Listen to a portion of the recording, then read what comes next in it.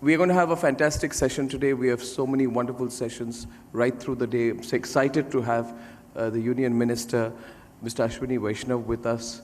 I see my friend Mohandas Pai and Mr. Kamal Bali of Volvo. We see so many people here.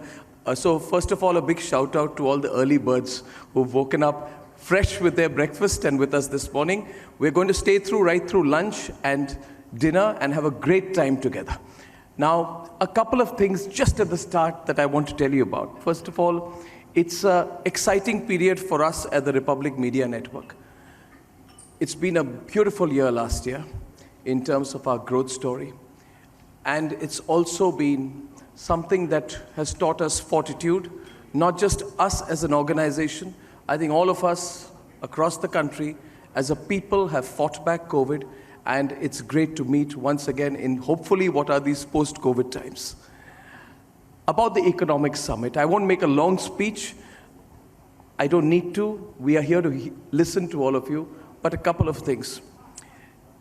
Yesterday, the managing director of the IMF said, and I wanted to start with this quote, India deserves to be called a bright spot on this otherwise dark horizon because it has been a fast-growing economy even in these most difficult times. But most importantly, because India's growth is underpinned by structural reforms.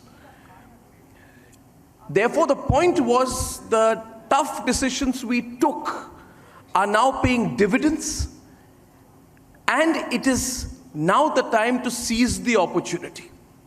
We have taken very difficult decisions which any political economy finds difficult to commit itself to.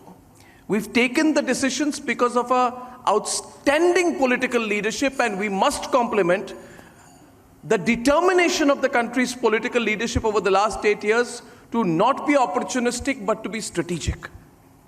Every nation,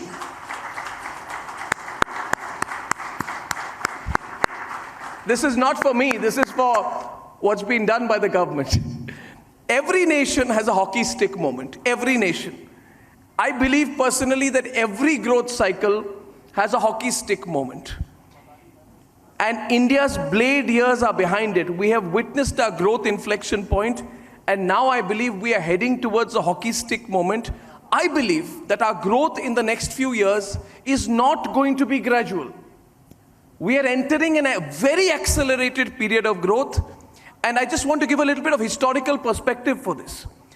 America saw its hockey stick moment in the late 18th century when its GDP grew 2.5 times faster than the population from 1700 to 1900, and then 4.5 times faster between 1900 to 2000. So the 20th century was truly America's century. And within this hockey stick moment, there were the periods during the Second World War and after when the growth was even more, 5 or 6 times outstripping. The West overall has also had its hockey stick moment when, after the Industrial Revolution in the 19th century, it spiked up the growth rate for 200 to 300 years. And the impact of this hockey stick moment is not for a decade. It's for decades and sometimes centuries. Japan, which was behind Eastern Europe before World War I, it caught up by the United States by the end of the 20th century when it saw its hockey stick moment. And now our closest competitor, China. China, which fell behind Africa in the middle of the 20th century, is now one of the major economies of the world. And as we meet this morning to discuss Mission Superpower, we must start with the realization to ourselves that our time has come. It is the time for the Indian hockey stick moment. It is the time for the Indian hockey stick moment, and I will end with just a few examples as thought starters on why I believe we are having our hockey stick moment. Though Mohandas Pai is fantastic in extrapolating these facts, I thought I will sort of charge up his thoughts this morning. My belief is that India's robust growth momentum provides our hockey stick moment. Just consider the following facts. It took 60 years for India to become a $1 trillion economy in 2007. Then it took us 12 years to achieve the next trillion. But now, in only 5 years, and however much people who don't like this government politically, they have to swallow this fact. It has taken us 5 years, 2014 to 2019, to hit the $3 trillion threshold. So first 60 years, next 12 years, and now 3 years. Now look back and think about it. And Mr. Minister will elaborate on this, I'm sure, this morning. It took a whole 4 years to shift from 3G to 4G on the ground. But now, in a matter of minutes, a 4G phone is 5G enabled, and the shift is faster than your blink of an eyelid. It is the speed of growth. It is exceptional. We have a grasshopper view of this country. We are so close. We're so close to the ground.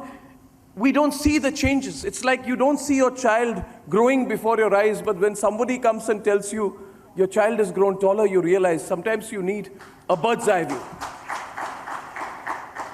One more point. India had a total national highways length of about 91,000 kilometers in April 2014. Today, we have completely increased our national highway network by over 50%. No country has achieved that. We talk about what China achieved in the late 90s and 2000s. We are doing far better than China. We are doing far better than China did in the 1990s. India's steel production has seen a 152% increase since only 2013. That's rapid growth. So all these facts must just tell you that when the external environment in the world is weakening, we are accelerating, we are looked upon globally as the brightest spot in the world. And I believe that our economy should help provide a buffer against any negative impact. So, ladies and gentlemen, I will not say anything more than this, but to tell you just one thing. Yesterday, somebody asked me, what do you feel about the cynics? And I said, I have no time for them, because soon they are beginning to sound like broken records. Positivity, growth, and a sense of genuine pride in our collective achievement is going to be the bedrock of taking advantage towards what we call mission superpower, so that we realize the Prime Minister's ambition, our collective ambition, not by 2047. I believe that if we work well, we work together, and even media organizations like ours can play our small part in this. I believe that by 2030, we should be established as one of the economic superpowers in the world, in GDP terms, nominal GDP terms, social terms, economic terms, in every way. So let's have a fantastic day ahead. I look forward to spending a lot of time with you, and thank you all for coming this morning. Let's have a great day, and welcome to the India Economic Summit of the Republic Network. Thank you. Thank you.